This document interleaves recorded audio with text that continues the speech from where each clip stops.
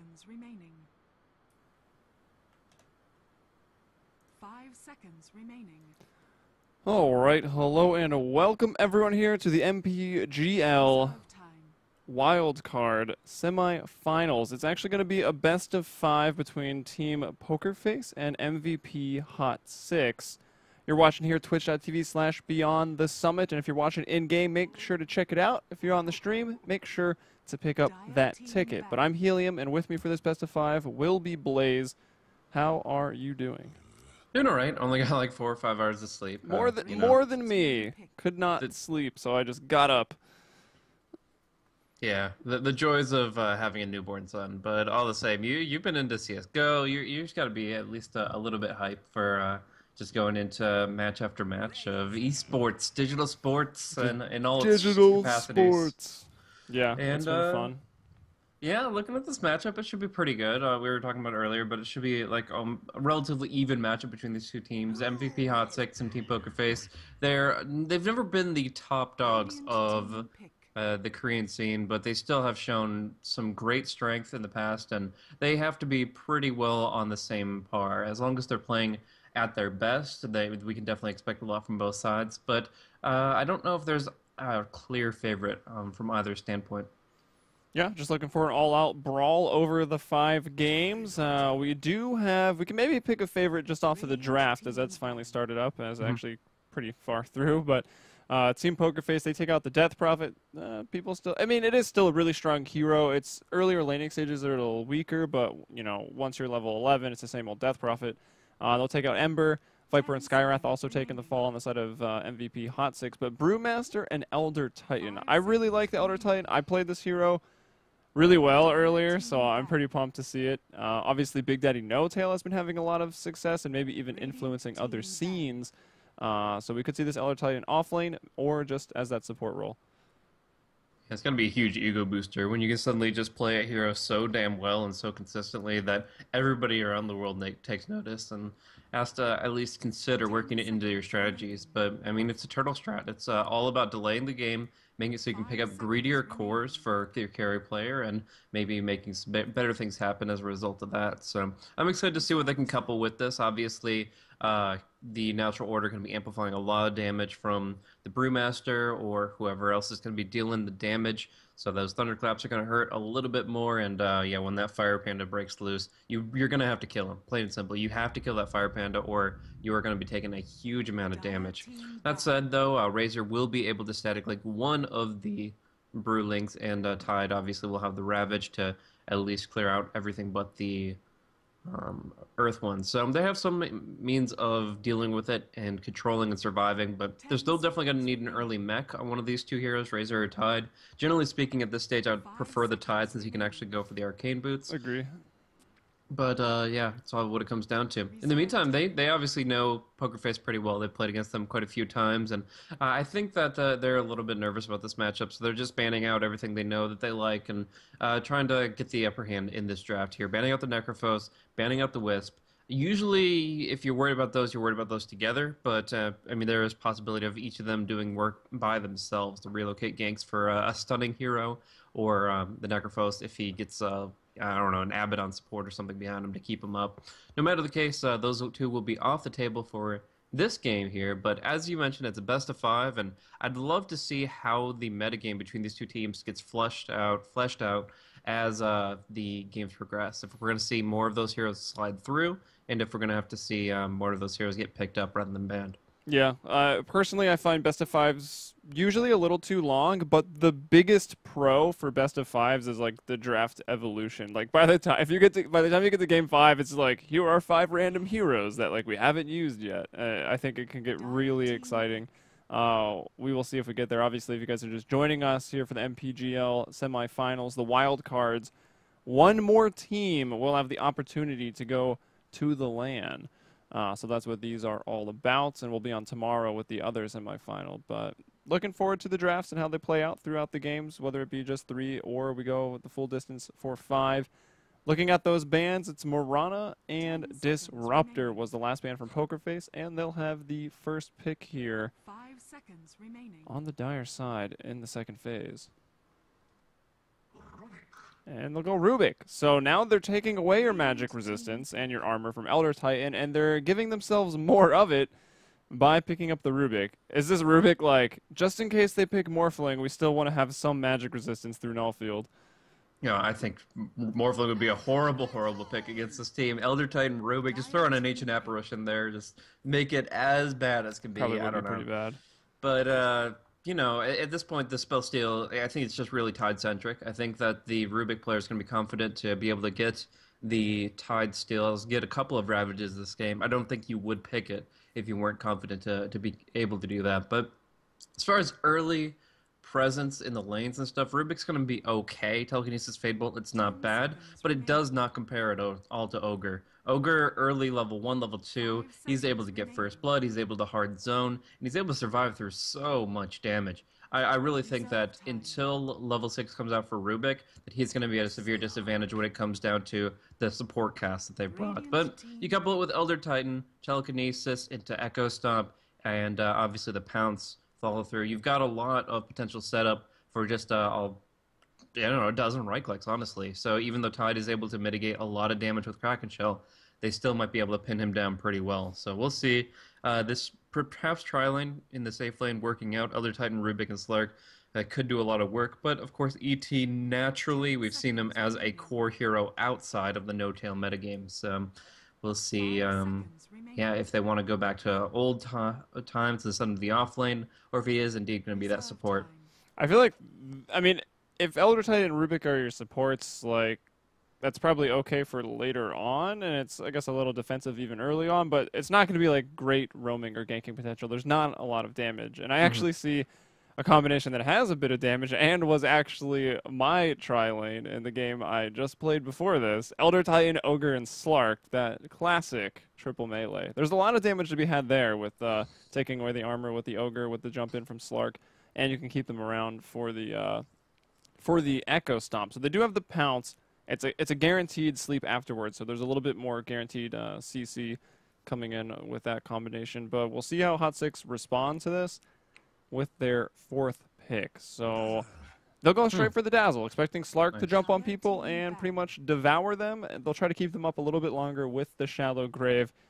I wonder if Pokerface just say F you to the Dazzle and pick up an axe. I'd love it, but I have not seen it in so damn long that I'm at this point just giving up hope. Maybe we'll see it one day, but until then, it's just a unicorn. But all of a sudden, the Dazzle's going to be really good here at keeping Hot6 alive, sustained, and the most important thing I would say is the weave. Getting their armor back up. Because Ogre Magi, he's used to having like this 6 base armor to walk around with. Razor has a decent agi gain, but with the Elder Titan, Natural Order, they're not going to be really benefiting from that. And you really, at that point, need to consider either a Sven or a Dazzle to really make sure that you're not just going to be 3 or 4 shot by raw right clicks. And the Slark is a little bit scary here. He's not as scary as he would be like with, you mentioned the Ogre. If you get Bloodlust on this guy, like he's an absolute fiend.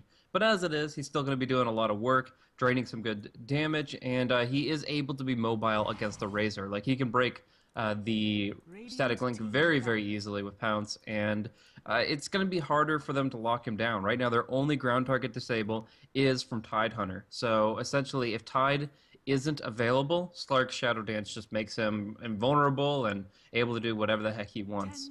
It's going to be very difficult to pin him down, and if he transitions into a good mid to late game, maybe gets an early Midas or something just to really accelerate the farm, he is going to have a really, really good time towards the tail end of this game. Yeah, and Team Pokerface. I mentioned that, there's potential that Hot6 go for the Morphling, and you point out it's a bad pick, which I agree. It's, like, not a great pick, but at the same, like, there's a small niche where it's, like, okay, because if you do replicate the Elder Titan, you get that aura for yourself, so you can kind of turn it around, although I feel like Elder Titan's more of a counter towards the Morphling. I'd say Slark is a pretty good counter to Morphling, too. You get those the stat steal, like, everything is. So Team Pokerface are, like, really trying hard not to get them to pick it, and then they just do the ultimate. They ban it last. So no Morphling for Hot6. Either Pokerface is really scared of it, or Hot6 is really good with it, and it's that Centaur, that offlane ban. So Hot6 is expecting the Elder Titan support, sort of coming out of that new meta role. And it's not going to be. It's going to be an offlane Clockwork more than likely, and Elder Titan will just be supporting alongside the Rubik and probably with the Slark. Yeah, should be very interesting to see that kind of chain of initiation now. So you've got hookshot, you've got pounce, you've got a bunch of gap closers. Honestly, as the Brewmaster is going to pick up a blink dagger very early on, so you're able to get in close to just absolutely devastate your opponents, but that's not always a good thing. You're in melee range of them. You're going to be subjected to the Anchor Smash of the Tide, the Shadow Wave of the Dazzle. Those do really surprising AoE physical damage, and you really do need to bolster your defensive attributes if you're going to be going in like that. I mean, in general, they're going to be clumping up so damn hard, and only one or two of these guys is going to have a BKB. Like, there's no way you're going to have BKB on all the heroes you need before the 25-30 minute mark. So Tide is going to have a really good time this game as long as they coordinate their efforts. And Anti-Mage is such a damn good pick here. Like, insanely good. He goes for the Master style naturally, so he will be able to break through the Drunken Haze. He breaks Pounce instantly by just blinking out of it, so the leash isn't there. Even potentially blinking out of cogs, as long as the animation isn't canceled. Can be rough annoyingly. sometimes. Yeah, the battery assault can make it a little difficult. I mean, once you get a Manta, you're like 100% safe from cogs. Exactly. So I just really think that this is a very smart pick here. He's going to be bloodlusted, so we mentioned that synergy with Slark. It's also pretty good with the Anti-Mage Prime. And yeah, I honestly think that Hot6 have a really good stake in this game now. Like, before, the Slark was the guy that would take the late game, but now you get a refresher Tide, you get 3 a.m., you're looking really good. All right, we'll see what they can do for us. I was thinking, like, maybe does Slark entertain the idea of building towards an Orchid, or do you think it's not worth it because by the time like he's finishing Orchid, if they don't put a lot of pressure on Anti-Mage, he's got Manta, and like then it's useless. Oh, TP? Tom, he really wants to get that word down. Yeah, I like the idea in pubs. But I think the Anti-Mage in safe lane free farm is just going to get too much. Like, there's no way the Clockwork can prevent the Anti-Mage from farming. If they had, like, an aggressive tri-lane, and they were doing really well, and they had, like, a 2k net worth advantage somehow over the Anti-Mage, I would love an Orchid. But to get it at the stage, like you mentioned, he would absolutely have to rush it in order for it to be worthwhile, and it probably would still only net him maybe 2 kills. Yeah, so it looks like they're going to be playing maybe just a bit more defensive, as, you know, their lineup might lead you to believe, at least with the Elder Titan, and sometimes Clockwork can be defensive, although also very, very aggressive, making space elsewhere, dealing with the Tide, dealing with the Razor. Anti-Mage gets what he gets, and then maybe by that time Pokerface have a sheepstick out on their support Elder Titan, which is probably going to take a while. They'll find Raji, though, as Pokerface move forward. They're going to pick him up, throw him back, and he will blink away. They had to have expected that, but 48-85, going to throw out the mana for it anyways, as it looks like crisis averted, so we can go ahead and introduce the teams here. You can go first. All right, I guess I'll be looking at the side of MVP.Hot6 here. We are going to be seeing Dubu, the Dazzle, running the hard support role. Looks like kind of a number 5 position is Nuts on the Ogre. Wants to build up a little bit more beef to him, at least a Soul Ring or something like that. Rodgi is going to be running on the Anti-Mage here to fill out that tri-lane. He's going to be carrying it up in the safe lane. Just Stout Shield and Tangos for now. Probably a poor man's shield to come, but it really, obviously, he's not going to be under too much contest. So he could just go hard for, like, a Battle Fury straight up if he wanted to. We'll see. We've seen that in the past, of course. In the mid, it's going to be Jubei on the Razor here, already linking up on the Panda. Having a pretty good time with that Boots. First advantage here, getting a ton of damage. Started himself off strong in the CS department. And on the offlane, yeah, it's going to be the Tide Hunter. I believe that's Sunbee. Going to be running that offlane Tide. Did go for that immediate ward. Like, he TP'd up to get this ward in place. And he really wants to make sure that there is no way that they're going to be catching him off guard. Yeah, and the ones that could catch him for the side of Pokerface here on the Radiant, we've got MP on the Slark. We've got Sky supporting on that Elder Titan, doing a bit of that zoning. Meanwhile, 48-85 on the Rubik, doing a nice chain pull together, but clearly in vision. Tidehunter got that ward down early, as mentioned. And then middle lane, JYU or Jiu, I'm not really sure what he goes by. Doing pretty well, 5-1. I wonder if he goes for the Valley Point and Drunken Haze. I feel like it's never a bad idea against someone that relies so much on just right-clicking the creeps to get the CS. Could maybe pull ahead, but will lack a bit of damage on Thunderclap. Anyways, JYU, Brewmaster middle lane. And off lane here for Pokerface, Febby on the Clockwork. Level 2 there. Similar with the Tidehunter, so off laners for right now. doing pretty good, and Febby going to have the sense to drop down and get the rune. Looks like Sunby going to do exactly the same. Jubei made a pretty big mistake just now. Static Link literally drained no damage. He cast it at the maximum possible range when the brew was beneath his tower, immediately broken. And you look at the CS, Brewmaster is actually thriving in a lane where he should be getting dominated. Matchup-wise, there's no way he should have 11 CS right now, but he's absolutely destroying Razor, and we're going to see him get some good Link damage now, but he breaks it quickly enough. GU already with these quick boots before bottle. Yeah, that's smart. Yeah, this is surprisingly Brewmaster's lane. And we saw Febby. He threw out a Cogs. He took away all of Nut's mana. Took a little bit of Dubu's as well, which is why we see him going with that clarity right now. He's going to try to wrap around onto Febby. Febby is really nested up down in these trees, so far down, in fact. I like to call this the bounty hunter spot for the off lane, at least. And they don't even think he's there, so they rotate around to try to kill him, and they don't find him. And look at this. JYU in the middle lane, even getting aggressive on Jubei behind the tower. Yeah, it's pretty interesting. It looks like it's going to be good Static Link this time around. So Brewmaster, without any mana and without almost any damage at all, is not going to be able to threaten Razor any further. But there is still the possibility of a courier snipe. Fortunately, there's a flying courier up, so it seems unlikely at this point. But you still see Sky kinging around. At first, he wanted to commit the Astral Spirit. Now it looks like he wants to commit a raw right click. The Doomling will come out, but it's got the haste, it's got the flying, it's going over the trees.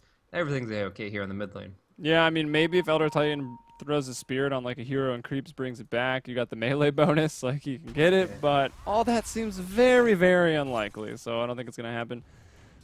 Meanwhile, Febby, a little bit more harass, and definitely no mana as 2 points into the mana break. Probably will stay that way for Raji for a while, but Clockwork going to start to have a difficult time. At least he gets up to level 3, and Tidehunter, you can see about a full level ahead at level 4, so having a little bit better of a time, but something we should point out, maybe we'll have to check middle first. No, Jubei's fine. These Ancients blocked, so Tidehunter not going to have any fun when he goes to figure this out. Yeah, so just keeping tabs on that. It's also some good vision in general. I mean, they're going to not... it's hard to tell if they can actually see the top I want to say there, not quite.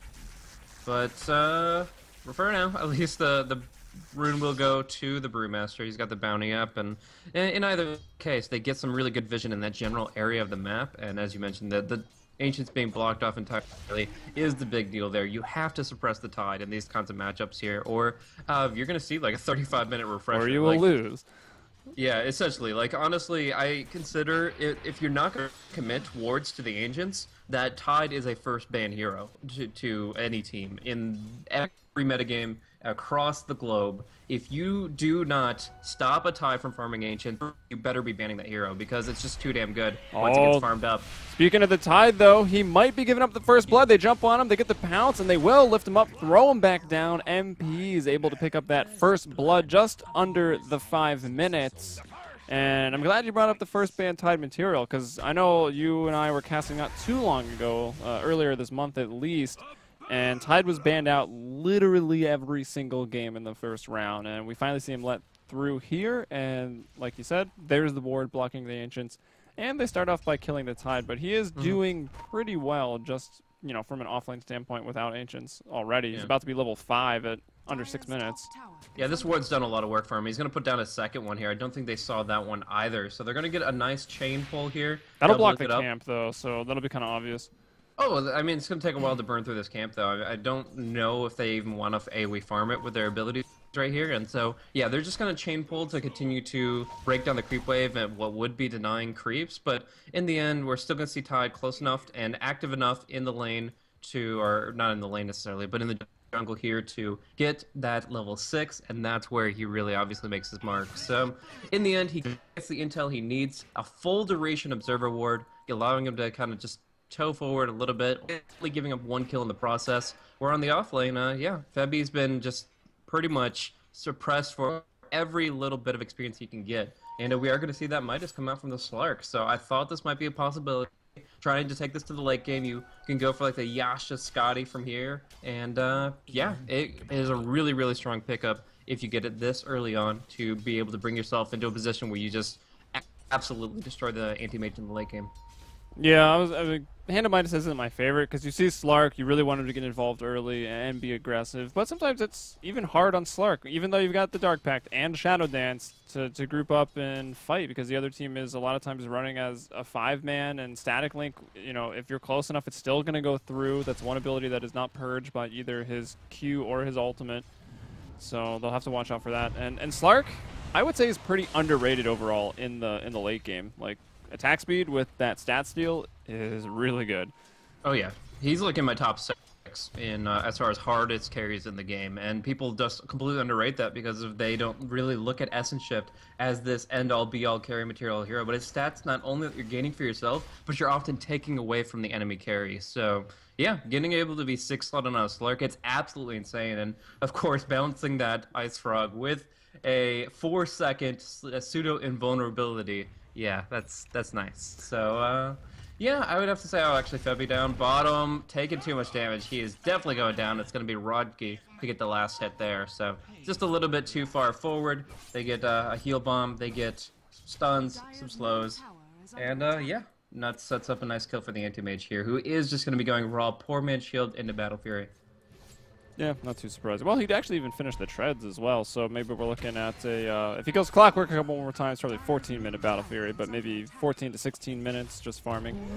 There's a stomp, though, from JYU, rotating off of the mid lane, looking for that rune. It's Razor to get the bounty top. Bottom, it was Dazzle getting the illusion, it looks like. But, yeah, it was, and the Dazzle will fall. As we see some fresh wards coming up all around the river, and one in the lane up here for Pokerface, just trying to keep their Slark, who is their hard carry here, going for that Hand of Midas, trying to keep him safe. Meanwhile, JYU in a little bit of trouble in the middle lane. The link goes out from Jubei, and he's going to have to back off. Spirit's going to give chase and a bit of vision, but no, they'll have to pull back. Yep, so, I mean, right now the Slark's itemization is really nice. He's got some good durability with the Magic Stick, the power treads, but the big thing here is the attack speed. You get 30 from the Hand of Midas. It's usually underrated on most heroes, but obviously, like I said, it's all about Life Stealer. And the treads. So you got Agi toggled, 68 bonus Agi right now, just from items alone, and you're looking pretty good to start fighting pretty soon. Not at this very moment, but you can definitely go toe-to-toe with the enemy Tide, go for a couple of quick backs, and that'll get you back to full HP, and then you can go in for a kill. And after that, you start roaming, you start being a nuisance across the map, and you just cause all sorts of difficulties. Following this up with the... he doesn't have any gold, so I thought he just purchased something, but apparently not. For who? For the Slark. I don't know. Oh, yeah. Who knows? He's about to have 190 more. There he goes. Some experience. He's up to level 8. Tied with the highest in the game for now. The Midas not coming into too big of an effect for the levels. But there you go on Jubei in the middle lane. That's going to be the first primal split of the game coming out here from JYU, and it will result in a kill on to the Razor, who actually only has 1 CS more than this Brewmaster, now actually 1 less, 44 and 16. I feel like JYU is doing a lot better in this lane than he should be. We noted that earlier. Now with that gank, they have a kill. JYU is actually 2 and 0. And at 10 minutes, we'll switch over to net worth. Not a big surprise. We'll see the Slark out front at 4.6k, tied pretty much neck and neck with Raji. And then there's that Brewmaster at 4.4k. Razor behind that by about 1,100 at 3.2, and tied here at 2.3. So that's sort of our 10-minute net worth. We'll see where we go from there. Yeah, most definitely. I mean, getting the Blink Dagger up on the Brew that early on is just absolutely immense. We are going to see a nice Anchor Smash come out on the Slark, so although he will poke and prod at the Tide, he's not going to be bringing him down just yet. But at this stage, we're actually going to see in the middle lane some good stuns come out, and Jayu's going to be taking a lot of damage. Will the Drunken Brawler be enough? He's got the bottle, he's got the reinforcements, and they're going to hookshot. Well, it's all Ogre now for Nuts. Nuts is going down, and it's actually going to be the Razor. He falls first. Rubik, though, will take a spill. Nuts going to be saved here by Sunbee. He gets off a 2-man Anchor Smash as well, but that was the first use of Ravage, and it was rather defensive. They don't get a kill out of it, and that's pretty much the Tide surprise down for 150 seconds. So maybe they'll fail to create enough space for Raji without the Ravage, but I feel like it'll be Slark and Anti-Mage farming pretty passively even still for the next 150. All the Ravage accomplishes there is saves the Ogre's life, proves you wrong Was it- as a caster, so that's pretty valuable. And Yeah, I hate that. I hate to be the one like he's totally gonna die, and then they just walk away and like they're fine. But that Yeah. was close, at least. definitely, most definitely. But oh, a nice Blink Steel coming out. Rubik gonna cause some grief to the Anti-Mage, but not gonna get the deny, I don't think. Anti-Mage just so has too close. good of an attack animation here. The base attack time's very low, and yeah, he's able to get it. No problem at all. He will have to blink out here as Brewmaster comes in and gives him a nip on the bud, but nevertheless, not really suppressed in this lane at all. The Battle Fury is gonna be coming out at a really good time. Soul Ring coming out for the Ogre pretty soon. And yeah, I feel like we need to see a little bit more from the Slark. Sometimes we see the Slark go Midas into Blink Dagger to get that range of initiation. Whether or not he feels he needs that, or if he can rely on his allies to do it for him, is the question. He was picking out a ward, but that's going to expire shortly. But in the meantime, he's just shadow dancing up and having a fun time in the jungle with this Max Dark Pact. Yeah, I would expect the Blink Dagger. I mean, he's already saving up to 2,000 in the bank right now, so just a little over 200, and he'll have the Blink. I mean, not many other items really cost that much unless he wanted to, like, rush the Scotty, and he's looking for an ultimate orb. But that seems a little unlikely. You'd like to be able to get in range to actually get some attacks in if you have a Scotty, so the Blink usually comes first. Or, which was the more common item, it was the Shadow Blade, but that has definitely fallen off as that item sees nerfs, Blink Dagger sees buffs. Shadow Blade gets a couple buffs back, but not a whole lot of heroes really gearing towards the Purple Blade. Yeah, I actually faced a Shadow Blade Slark that just rushed it out yesterday, and he actually started off with Shadow Amulet as his first item. All he would literally do is activate it on himself in lane whenever he's like at half catch HP. them. And no, he would Oh, just and do you it just to regen. He would just literally just be like, I don't want to walk behind trees That's with Fog of legit. War. I will literally just turn invisible here in the middle of the freaking lane. Did you commend until him? Full HP.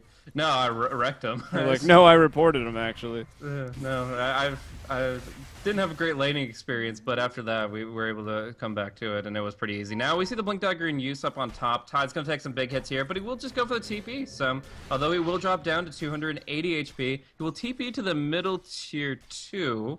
Not sure if he realizes where he is. He's Yeah, getting he was bottled looking up. for the efficiency because he's back. He's got the Ravage, and he's got 1,800 gold, actually. Let's see. Headdress is on Jubei here, so he will be going for the mechanism. I personally would want it more on the Tide, but with those Ancients blocked, he can't really go towards it, so that's probably why they make the decision to put the mech back over on that Razor. And there's the Gush out from Sunbee onto Sky. Soul Ring on that Elder Titan, and this is, do I want to call him Coddle 2.0 or like Coddle 0.5? Because it's very hard to push into an Elder Titan, but I don't know if it's as bad as Illuminate spam. Just combine the two together, man. Natural order. Let's Yeah. illuminate your mega Turtle creeps. strat. I don't know. Like that's a sad time for mega creeps. But yeah, for now he's got the good turtle presence. He's gonna be able to extend the game, which in this case is really good. Like Anti-Mage, he has a very interesting power curve against the Slark. He at the 35 to 40 minute mark, he is gonna generally speaking have the advantage, assuming equal farm. But after that, he gets 6 slotted quickly enough, and he just can't do enough even with all these big items. Even if it goes for Heart, Butterfly, Manta, everything. In the end, if Slark is able to get to that level and then go beyond, he's actually going to be doing even better, going for the Abyssal Blade, Scotty, and all those good, juicy late game items. So we'll see. It comes down a lot to the support cast, though. Obviously, the Tide, I think, is the best thing across the both teams beyond just the carry right clicks. So he definitely has a lot of late game presence in that hero, but his farm has been lackluster early. So he might be going for a Blink Dagger here. As you mentioned, the Razor looks to build up the mechanism, but even still, it's been slow going for him. Oh, Sky is in trouble in the middle lane. Raji, he's peeled off of his farming rotation to look for a kill, and he'll go. He'll actually Mana Void. Trying to bring down the Tide, and he is just barely going to live with that Shallow Grave, but in the end still will fall. The split was enough, and there was no Ravage. Dubu getting the TP away. So Elder Titan falling in the mid lane, Tide falling up top, and this tower potentially forfeit, but Jubei wants to say something about it. Yeah, I don't know if he's really thought out what he wants to say, though, because he'll find 48.85. Slark will abandon him. Okay, never mind. Jubei's going to be fine there. Actually, Rubik's able to... Did he just walk away from that? He did, and now they're going to find Nuts, and they'll kill him. MP, though, in some trouble as Raji going to get involved once more. It's going to be Jubei's Plasma Field that will bring down the Slark as he's trying to run/pounce away, and... With everything said and done, it looks like, I don't know, Teamfight Recap is generally drunk, but 1-for-1, the Ogre for the Slark? Yeah, kind of. And that, and then the Oh, Tide for the Tide Elder died Titan. very early on, yeah. Tide and Elder Titan both died, and Slark and Ogre both died. So I think the Slark kill is pretty huge. Taking him off the board is Yeah, really puts important. Anti-Mage but neck and It neck. wasn't an easy cleanup. Like, they looked at it, the Rubik in all situations, other than this one, he should have died. But he just gets an easy blink to just jump out of the tree. Oh, that's what it was. Okay, that makes sense. It's just it's such an easy spell to maneuver with in this kind of game. It's very fun, very Very instant blink as well. yeah, and it's gonna make the Tide's life a living hell too. As long as you always have Blink stolen and Spell Steal available, it's gonna be very difficult for Tide to make it so that Ravage is not at least at risk to be taken to the other team. I mean, you always will look to cover it with Anchor Smash. You with this Blink Dagger, he'll usually look to blink right on top of the Rubik with his Ravages, so that he doesn't risk him stealing it within the stun duration. But even still, we're going to go for the Siege here. They do not have their Blinks active with this Elder Titan spam, and yeah, they're just using the Weave to try to keep themselves up, but Febby goes in. Yeah, hooking on to two. Nuts and Juby stuck up in the Tesla coils, but with the Eye of the Storm activated, he dies almost immediately, and there's nothing else there to follow up. It was, what is it, Primal Split? 11 seconds on cooldown, so now it's 5-6. Pokerface with a 1-kill advantage, but we'll look at the graphs. They were slightly ahead the entire game, but now we'll see MVP after the last couple exchanges. They are 2,000 gold ahead, and let's not forget also the Battle Fury did come out at 15 minutes for Anti-Mage. Not only did he farm, he started getting involved in some kills. So 2,000 gold lead, and that will bring back the experience to equilibrium and maybe slightly in MVP.Hot6's favor.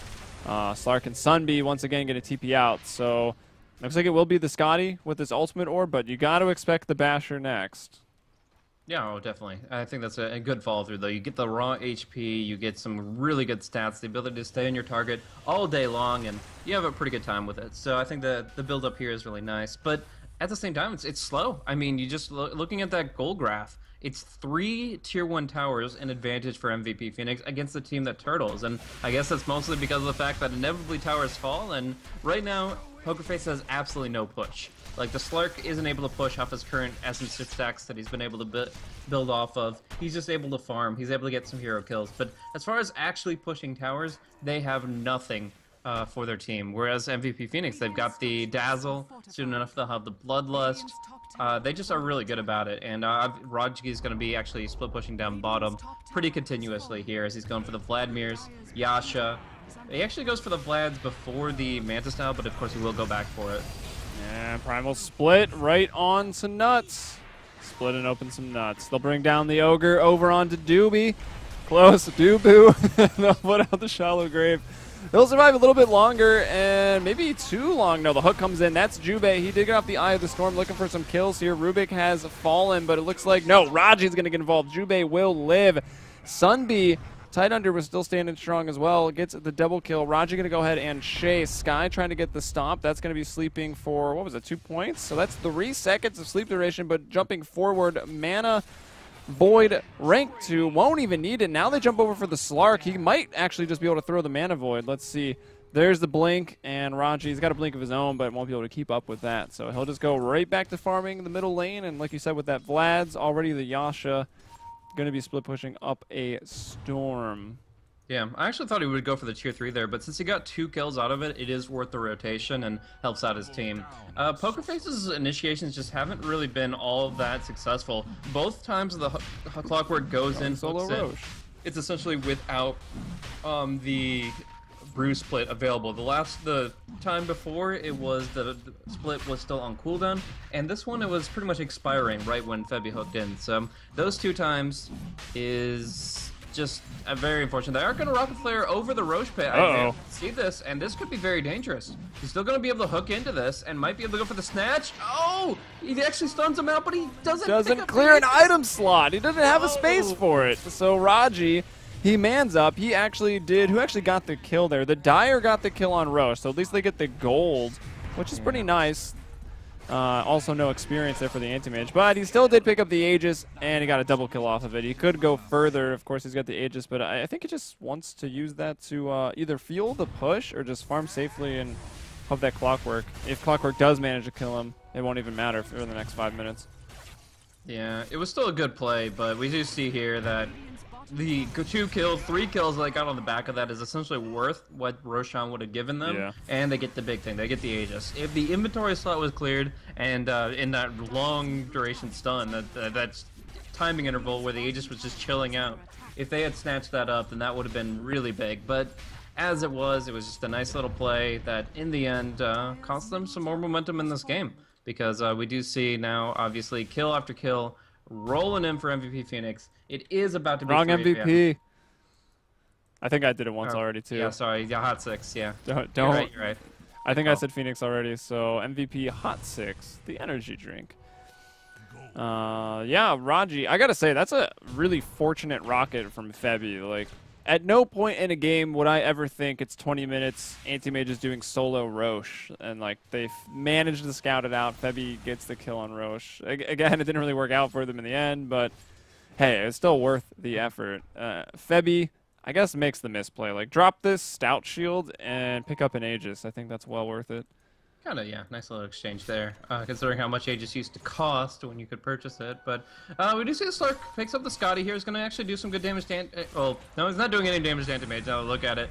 He is doing some right clicks to him, and is obviously able to slow him if they were the aggressors, like in a 3v1 situation, and they had some form of hard lockdown on him. The Slark could stay on top of him pretty well, but in the end, he still needs a lot of Essence Shift to actually go toe-to-toe with this guy. Anti-Mage right now, without being affected by Natural Order, has 17 armor, and he's going right in. Oh, can they go on MP? He's got the Mana Void. He doesn't want to use it. Doesn't think it's enough. The hook there goes from Febby. Nice cogs as well. Going to push Jubei. They Cyclone up the Anti-Mage. That's using the Primal Split. That Storm Bruling, what can they do, though? That was a pretty early grave coming out from Dubu onto Jubei, but it doesn't look like it will matter. He'll continue to make space with that Eye of the Storm and a Tornado. That is truly a perfect storm. And some Urn Charges to boot. Let's see, that's going to be the Fortify coming out onto the Tier 2 as 23 minutes. We'll just call it 24. It's 11-8, and this is the last outer tower that has fallen. So Pokerface has given up basically all of their map control, and they've only taken that least important off-lane Radiant Tower. That's the only thing they've got to their name. So it's full map control for MVP.Hot6, the team with the Anti-Mage who is spiraling out of control, I would say. Yeah, at this point, you gotta be kind of sounding the alarm, saying this is a really bad situation. We need to do something to get ourselves back into it. Something significant, maybe going for a smoke gank. Just making some play happen, because just slowly farming up the jungle as a Slark. It's actually going to be able to get a kill here onto the Ogre. It's sniped by Clockwork, of course. Double damage Slark, right? Making me proud. Good job, Clock. Gonna be the rattle trap to take it home, but you know, in the end, the big deal here is Slark is just needs to break out of the base and needs to make things happen. He's gonna take this tier 1 bottom with her at the cost of his life, perhaps, but you know, he just wants the tower. He'll be able to pounce out, and they only committed Tide and Dazzle, so he's gonna be actually okay here. In the meantime, Marubik has the Blink stolen, so should be able to survive against Rodgi, but they're trying to bait him a little bit. Unfortunately, no hard lockdown, so no matter what they do, they're just going to have to kind of play ring around the... Oh! Rubik. Bit off a little more than you could chew. From one side of trees to another. You don't want to blink in plain sight where he can easily pursue you there. He just pops the illusions and lets them do his bidding, but... I guess space created in its own way. As long as Slark is farming, that's the important thing. And obviously your base isn't being pushed in. It's very possible that Hot6 will wait until the next Roche cycle for them to go into the to the high ground, and that will take at least 3.5 more minutes. So that does buy a little bit of time for Pokerface to get themselves back into it. They definitely have potential in the late game here, but right now Hot6 just seem like this insurmountable force. I mean, Sunbee rapidly farming up towards the Refresher Orb. Anti-Mage added just a huge point right now, and actually still has the Aegis for a moment longer, but that's going to be expiring shortly. And yeah, he's just going to control the Dire jungle entirely, forcing the Slark to play behind enemy lines. Yeah, it's actually a good idea to go over all the items. We will see Juby went for the BKB right after the mechanism, so that's going to delay his Aghanim Scepter, which is really the item that's going to fuel their direct push into the high ground the most, making the Eye of the Storm hit the buildings. Always helpful. Nuts also looking for that Aghanim Scepter, which doesn't really help with the push or anything, but it does give you Unrefined Fire Blast, and that spell is awesome. Sunbeat goes for the rune and actually gets cleaned up by the Slark, so, I mean, that's like only a couple hits there from Slark. That shows you how strong he is. He takes away 9 in terms of the Essence Shift, which equates out to 27 agility, and that will all give him armor as well as attack speed. So all the benefits and the damage. So he'll find Anti-Mage, and, well, MP nowhere strong enough to fight. Like, he has to run. One thing that I really don't like about Pokerface's like supporting cast is that they don't have any items to prolong the team fights. They don't have Mechanism, they don't have Pipe, they don't have Crimson Guard. I don't think the Pipe would really be all that warranted here, but getting some good armor, other than just the Vlads that you see on the Brewmaster, which isn't bad. I mean, that's definitely going to help, the +5, but if you got a Mechanism on top, hell, a Buckler, just to survive a little bit longer and extend the fights, that's where Slark shines, is a fight that lasts over the course of a minute, not the fight that we've been seeing, which is essentially 5 to 8 seconds. Like, in the half the duration of the weave, they're able to kill off everyone. So they just need some way to make the fights a little bit longer. In the choke point at the high ground tier 3, they've got things like cogs that can make things more difficult. They've got the Echo Stomp and all that good stuff. So in general, it's not bad in a defensive standpoint, but across the game so far, it's just been every single fight has gone clearly towards MVP.Hot6, and there hasn't been really itemization to respond to that. Like, if Febby goes for an Aghanim Scepter, what does that really give him? Some chasing potential if Hot6 screw up, if they start losing a fight, but you need the tools to start winning the fight before you actually have the start buying the tools to finish it. And Rodgi pulling some shenanigans here on the bottom lane. Yep, just being a nuisance. I will say, I feel like the Aghanims on Slark, it's probably one of the strongest items, or not Slark, sorry. You know, eventually, dude, just give it a couple more patches. Sorry, Clockwork. It's like one of his best items, but when we saw Febby already, he got a 2-man hook on the middle lane. I thought that, and locked him in the cogs. I thought that was going to be the time where Pokerface, like, stomped that team fight and started to turn around a game that was already turning around on them. But Febby died instantly. So you're still only going to have one hook, whether or not it's on a 12-second cooldown. Yeah, he doesn't have a blade mail or anything. There's no reason not to just multicast him down, go 3 AM on his ass. Like, they have so much potential to just say, okay, well, you're in melee range of us now, and that is a huge mistake on your part. Like, the positioning error is being in our proximity. If you don't have a BKB or a blade mail, Clockwork does not live for a 10-second duration in these kinds of fights. Echo Stomp will hit on the illusions. Wow. The Rodgi Calculated. Strong. I mean, I guess it was calculated, but that was pretty. That would have been too close for comfort for me. Although I still don't know if they even kill him. He has got that heart finished up. He's got the Vladimir's Offering, so he's got that armor, and he's an agility hero, so he's already up to 20 armor. Is anyone else on his team itemizing towards any armor? I'm not sure, but more important things. Jube going to get caught a little bit here. They'll throw the Primal Split. They also put a hook just to stun him in the BKB, but now the Shallow Grave is coming through. Are the Brunelings going to be able to continue to give chase? Probably not, because now Raji is here. He'll take a boulder to the face. He continues to... actually, he jumps away. It's going to be the Earth Panda, and that's the one they kill. So he'll go over... Why did they kill it? What were they thinking?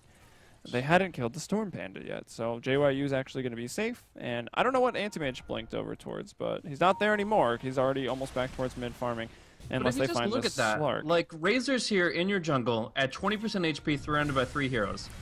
They can do a lot of stuff with that. They can Shallow Grave him, they can mech him, they can heal him up, give him armor, and they can bring in all reinforcements. What can Pokerface do if they're caught in that exact same situation?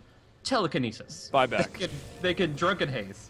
Like, they could do all these kind of okay things. Like, if Febby makes a huge play with the cogs, fine. But so far, we've just been seeing decent hooks, single out cogs, but nothing to really, like, break the team fight apart like we've seen the really, really good Clockworks do. The objective here is for Power Cogs to completely split apart MVP.Hot6 lineup, and So far, it's just been kind of singling out one or two heroes, and in the end, they're not too sad about their positioning in the end. Like, I think just Hot6 have better tools to respond to bad situations, and Pokerface don't have the best tools to get into the good situations. So, we'll still have the blink here, but yeah, the ward in place. Whether or not they'll be able to do anything about the Roshan, though, that's a completely different story. Yeah, even though it looks weird, that ward does not look into Roche, so they didn't get any intel off of it. However, that rocket that comes in from Clockwork will once again scout it out. Now the Astral Spirit going to do the same. We're going to look for the Stomp, or not. I thought Clockwork might go in for that steal once more, but there's the lift. They're trying to throw Anti-Mage out. Did anyone jump in? No, it's going to be Anti-Mage to get the Aegis, and Brewmaster will be able to TP out and get out of dodge pretty quickly. So Pokerface doesn't lose anything except their dire Roche advantage for the next 8 to 11 minutes because MVP have once again taken it from them. Unfortunately, MP, he missed a pounce on the Razor here. Obviously, he's very quick on his feet with that maxed unstable current, but if he had hit that pounce, I think that would be just an auto kill. I think he's going in for, again, hunting like the Shark he is, or Shark Hunter he is, rather. He doesn't have it. It's like the first Slark I've seen without it. He'll even pop off the ultimate right now, and that's something I talked about earlier. No matter what you do, if you get that static link off first, Slark can struggle to actually find the kill because it will continue to zap away the damage. I think maybe he could have got it, but playing a little safe as he saw the TPs coming in. And that one was from the Ogre, who very close to getting another ability to his name, that Unrefined Fire Blast. Scary stuff. He does have the Soul Ring and the Magic Wand to support it. Actually, Rodgi going to get stunned out here and knocked back, but he's just so damn tanky. He kills the tower despite the 1 point in Drunken Haze against him, and he's just going to blink away. Going to be able to regen, no problem. Oh no, the misblink! Can they get him again? They've got a second hook. They will connect on top of him, but they need more. He's still going to keep blinking. They finally pursue. They use the daggers. Rodgi taking some hits. Dubu's going to fall, but will Rodgi survive? Hard to trust. Febby looking for the last hook. The finisher hook. No, the split. Can they get him? No, he's gone. He blinks across the tree line. He's going to regenerate the heart. They just don't have him, but the bash comes through. The stun with the boulder. Rodgi finally falls, only just to pop the Aegis of the Immortal, and Sunby looks to turn with his double Ravage. Which he might not even have to use. Maybe now he does. That was a beautiful Echo Stomp coming out from Sky that I think saves his life and maybe a few others. But yeah, that was, what, 4? Well, I think it was 3 hooks coming out from Febby, so we finally got to see him use more than one as he picks up the Ags. But all of that was at 4 heroes chasing Anti-Mage, and he got the tier 3 tower just to break the Aegis, as we will see Slark do what he does. He picks off that straggler. Ogre Magi down, but so is your tier 3 potentially in the middle lane. Raji going to try to dodge that sleep, won't actually be able to. But here comes out the Weave, just going to get that armor up, try to bring down the tower. There is a glyph available, and that's Clockwork jumping in. He looks for the Tide Hunter. I thought he would have aimed for the Dazzle. Now Jubei going to be MP's chosen target. He's going to BKB up, and they still have the Grave available here from Dubu, and they don't have the damage to bring him down. There's not enough right click once he pops the magic immunity, and he's got himself a mech. Plate mail as well, 27 armor. He's got some armor. insane stacks, though. After the static link goes away, he has so much damage. He's actually going now. Febby gets another hook, but there's Ravage number 1 looking for the refresh here, but he gets put to sleep. Sunby, can you get off Ravage number 2? No, he refreshes it, but he will go down. MP with a double kill right now. Make it a triple. Anti-Mage, Razor, Tide. The Tricore is down, and can Dubu escape? No, another hook from Febby, and it's Pokerface. We talked about their turtling lineup, and now they finally put it to use. It's a snapping turtle. Wow. The gold change before Dazzle's death was calculated with that fight recap was 2,800 in favor of Pokerface and negative 1,500 for MVP. That's a 4,500 gold swing and 6k experience gain for Pokerface. Absolutely insane, and it's just disrespect to the Slark. This guy has massive Agi steal. Essence Shift was up to 50 stacks there, 150 agility, going his way. Absolutely insane. Like, the static link is nothing compared to what he's stealing from these heroes and gaining for himself. It is absolutely insane what he's able to do, and they had enough lockdown to do it. I kind of feel like it was a bit of disrespect to the Slark's potential, and also a bit of a misplay on Sunby's part. The second Ravage didn't come out because it was very slow to use the second Arcane Boots. Like, he was spamming keys, kind of in panic mode, but he ended up not having enough mana because, of course, it does cost a lot to go for double Ravage and a Gush, which seemed just a little greedy. If he'd just gone for a Ravage, Refresher, Ravage, easy double combo. But he goes for Gush in between. He is slow to the Arcane Boots, and therefore just through execution of his hotkeys or skills in order, it's the order of operations really His Michael was. skills, I think is what you're trying to say. Yeah, one hero Michael skills, but That's tough. yeah, no, I think if the double Ravage comes out, that's a very different fight. But even still, we're seeing the presence of that late game Slark. They had to wait through that full 10-second Abyssal BKB. Blade, wow. Yeah, and he's actually could like solo kill the Tide here. Like he just right clicks him down a couple times. He waits for the Kraken Shell proc and then uses the Abyssal right then. There's no way Tide gets out. But of course, he sees with that Dire Observer ward where everybody else is, and maybe a little hesitant to engage towards 4 heroes just yet. But eventually, he will be able to go in like 2 or 3 v4 situations like that. Like as long as double Ravage isn't up, that's like the only AoE they Exactly. have. And then again, if he builds BKB, then even that doesn't matter.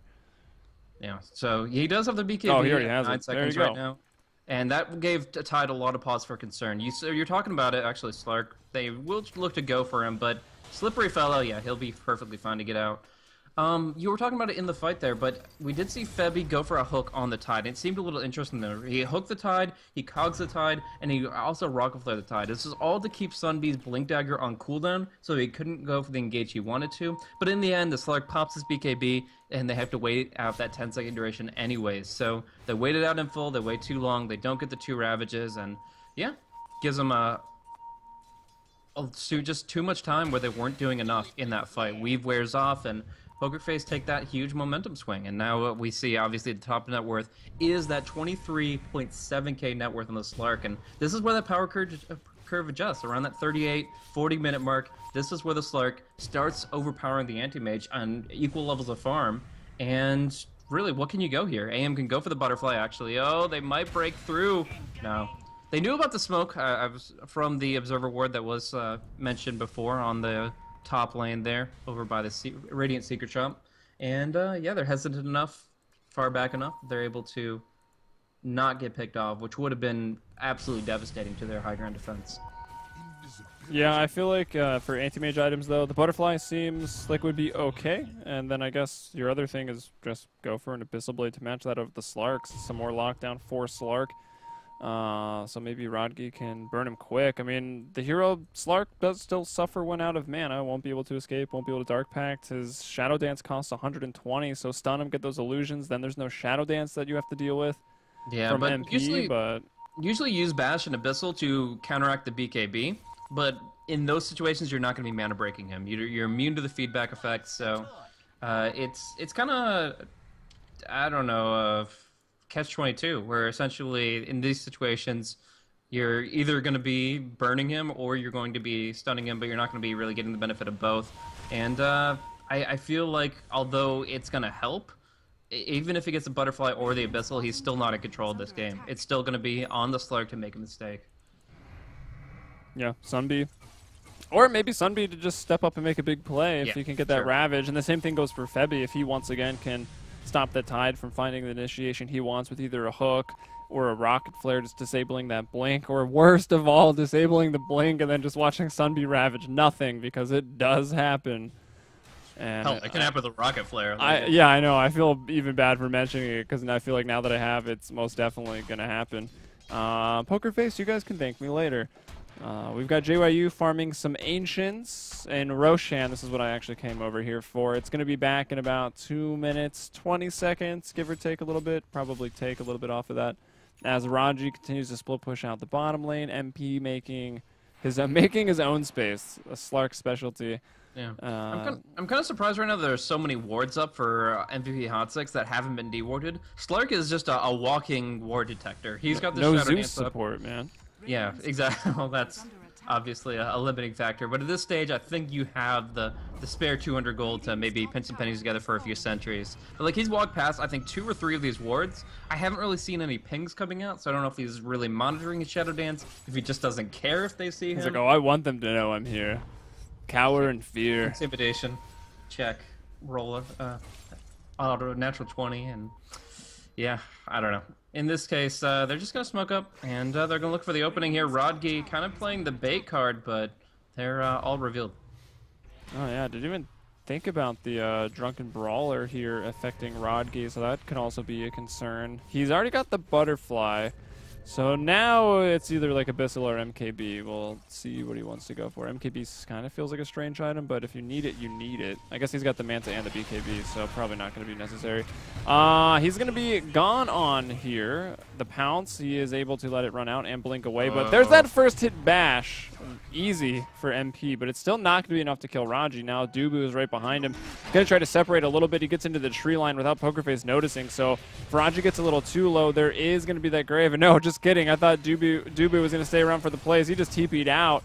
It's still going to be blinking away. There's the lift up. Rubik, 4885 being so annoying. And now another hook. They're going to push him, but here comes one Ravage from the Tidehunter. Refreshes out of mana once more. I don't know if he got the double mana boots. Finally, he gets it, and there's the double Ravage, but it looks like there was some BKBs, or at least a Primal Split to dodge it. They'll throw up the Ogre Magi. That's going to be JYU doing that. Raji's still alive and fighting. Slark trying to bring him down. He's got 19 stacks just from the Anti-Mage. Overall, he's got 27. Oh, gosh.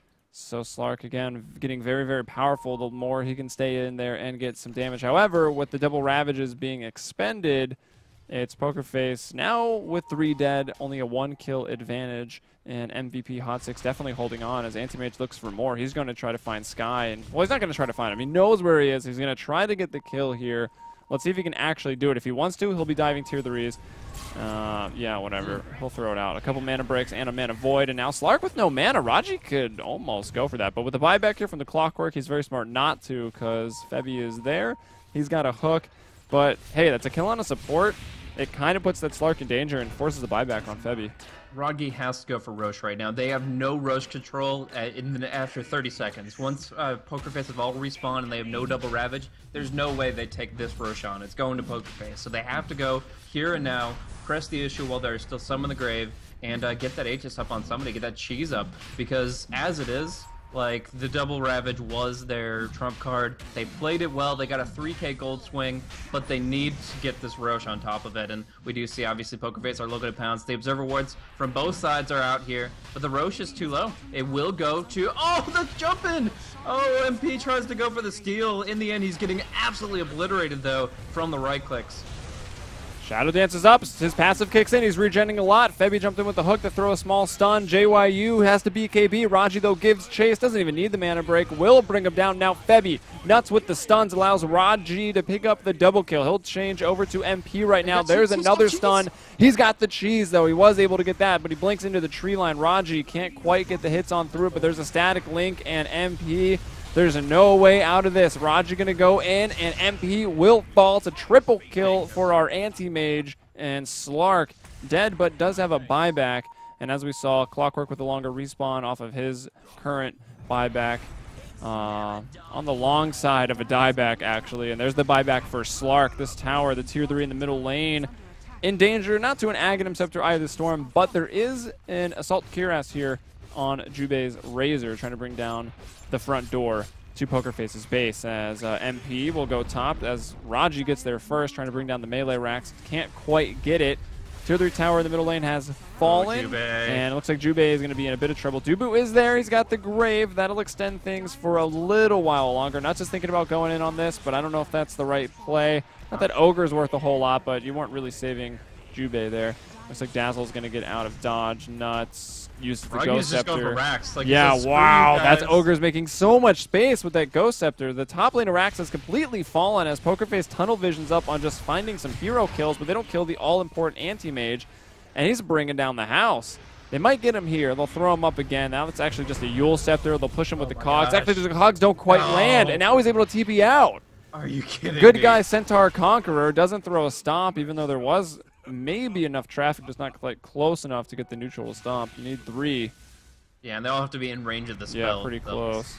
But, yeah, no, that is absolutely insane. Getting away with that much HP there. Obviously, the earlier fight on top lane, he lived with 80 HP, so he's been just running all over the map and barely surviving. But what he's accomplished in this time is absolutely outstanding. Taking down the 2 racks, taking the tier 3, almost finishing off the range barracks. Like, his intention, right when Jubei got attacked there, right when he got caught out by all those spells, there was no salvaging that team fight, even with the Aegis. But you go for the racks, and it doesn't matter that the fight is lost because you take the prime objective. You get that top lane momentum, you have them really concerned about their mid lane now, and in general, Rodgi just gets to play the rack game. so much more effectively. Like, even if he can't directly man fight the Slark, until Slark has full 6 slots and BOTs, Anti-Mage is going to just have that much more mobility, and it's going to be able to really make it count in terms of structural damage, which obviously is what Dota's all about. It's not always about the 5-man team fight to break this game down, even though they do have some really good ones with the double Ravage. When that's down, they go for the rat plays, and Pokerface don't have an answer. Yeah, MP is working on that MKB to try to get through the butterfly of that Anti-Mage, but now bear with me. I'd almost rather see a sheep. Like, more stats for the Slark, and then you can start off with the Basher, and then you can go ahead and hex the Anti-Mage. That'll get you through the evasion. I feel like it's a decent way to get through that Anti-Mage. But MKB is definitely not going to be bad either, just to get those guaranteed right clicks. However, he jumps in onto Jubei, looking for those bashes. That the BKBs are up everywhere. Nice Earth Splitter to start off things, and there's a Shadow Dance as well here for MP, but a nice Grave. Going to keep this Razor alive quite a bit longer. Plasma Field will go off. Now one Ravage. Ghost Scepter up here, looking for the other one. Will find it. And that's Slark dead. No buyback for about 2 minutes. Elder Titan will buy back here. Razor the only casualty on the side of MVP.Hot6. Raji goes straight for the buildings, though. This melee racks. The creep aren't quite in the base yet. It doesn't even matter. He'll bring it down. Febby misses the hook. And the good game is that called aggressively at first? No, Sky uses the chat wheel to throw out the good game. Well played. And let's not forget, guys, this is a best of 5. This was only game 1 right now inside of the MPGL Season 6 Wildcards best of 5 semifinals between Hot6 and Pokerface. I'm Helium, with me Blaze. What do you got to say? Man, that was a really intense matchup. I really like to see how that fleshed out. It wasn't just a rollover and die situation when they had like literally 1 tower kill and they had lost all 6 of their outer towers, but they were able to bring it back really well with some good Slark play here. And I really did like to see what Slark could accomplish in those situations. Able to come back, still get 611 GPM over this 47-minute game, despite the significant disadvantage they had throughout the entire game. So obviously he did start out with that Midas, maybe sold it a bit early, but you know, he got his items up as he needed them, and he was able to accomplish quite a bit. Unfortunately, can't solo carry the game. You go in for those roast type plays and get caught out on the trees, and yeah, you're not going to be able to do too much. So in that situation, he gave it his best try, and I expect a lot from MP in the next game, but unfortunately, it's just not going to be enough here. Either way, I'm really looking forward to the next 2 to 4 games because, man, this one was a great way to start off the match. Indeed, keeping me awake early this morning. And before we go into game 2, you can follow us there on Twitter if you enjoyed the casting or you got something to say about it, positive or negative. We'll take the criticism. I'm Helium there at Heliumbrella, Blaze at Blaze Casting. Stick around here. We'll be back with game number 2.